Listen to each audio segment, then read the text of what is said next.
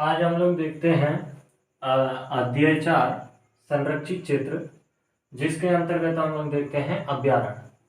अभ्यारण्य जो है वो सेक्शन 18 से लेकर सेक्शन 34 तक जो प्रावधान है उनके अंतर्गत अभ्यारण्यों का निर्माण किया जाता है।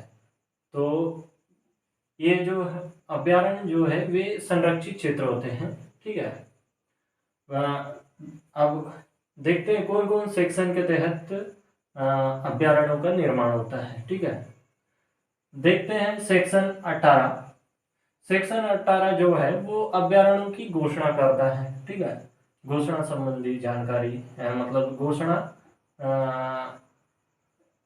क्या बोलना चाहिए, घोषणाएं अभ्यारण्य बनाने के लिए घोषणा करते हैं, तो वो सेक्शन 18 के अंतर्गत आता है। सेक्शन 18A ये अभ्यारण्य की सुरक्षा के बारे में बताता है, और सेक्शन 18B ये कलेक्टर की नियुक्ति के संबंध में है। ठीक है,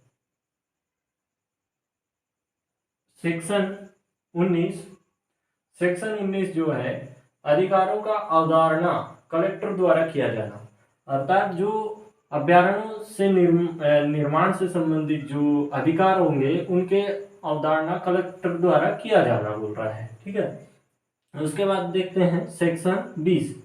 सेक्शन 20 जो है वो अधिकारों का प्रोद्भावन का वर्जन करता है। ठीक है, सेक्शन 21 है कलेक्टर द्वारा उद्घोषणा। सेक्शन 21 जो है वो कलेक्टर के द्वारा उद्घोषणा से संबंधित होता है। सेक्शन 22 जो है वो कलेक्टर को शक्तियां प्रदान करते हैं। ठीक है, अभ्यारण्यों में सेक्शन 22 जो है वो कलेक्टर को शक्तियां प्रदान करती है। ठीक है, सेक्शन 23 जो है वो कलेक्टर को जांच करने का अधिकार प्रदान करते हैं। ठीक है, सेक्शन 24 अधिकारों का अर्जन, अर्थात अभ्यारण्यों से संबंधित जो भी प्रावधान होंगे, उन प्रावधान या अधिकार होंगे, उन अधिकारों का अर्जन जो है सेक्शन 24 के अंतर्गत किया जाता है। ठीक है, सेक्शन 25 जो है वो अर्जन कार्रवाइयां को करता है, अर्थात तो वो जो जगह को अर्जित या क्या बोलना चाहिए है, जिस जगह का अर्जन किया जाना होता है उनकी कार्रवाइयों को आगे बढ़ाता है सेक्शन 25।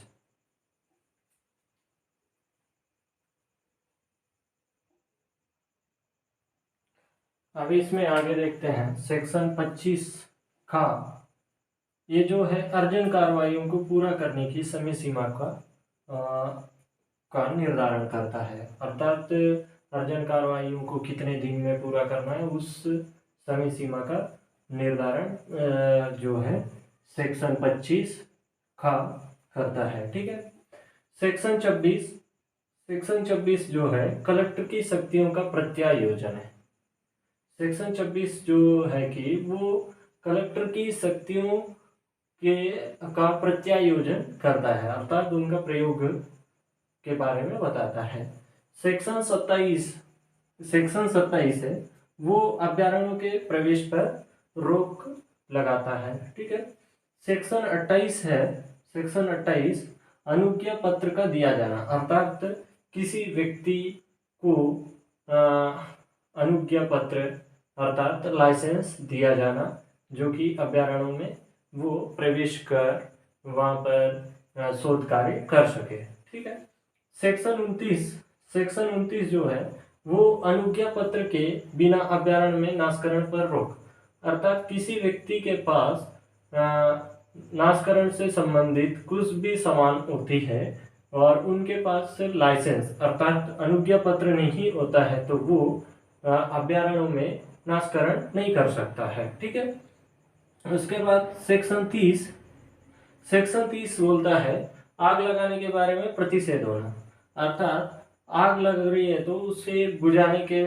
संबंधित जो नियम होना है उनके बारे में बता रहा है अभ्यारण्यों में। ठीक है, सेक्शन 31 है आयुध सामग्री के प्रवेश पर रोक, अर्थात गोला बारूद बंदूक आदि को अभ्यारण्यों पर प्रवेश ना करने दिया जाए, ये सेक्शन 31 के अंतर्गत बता रहा है।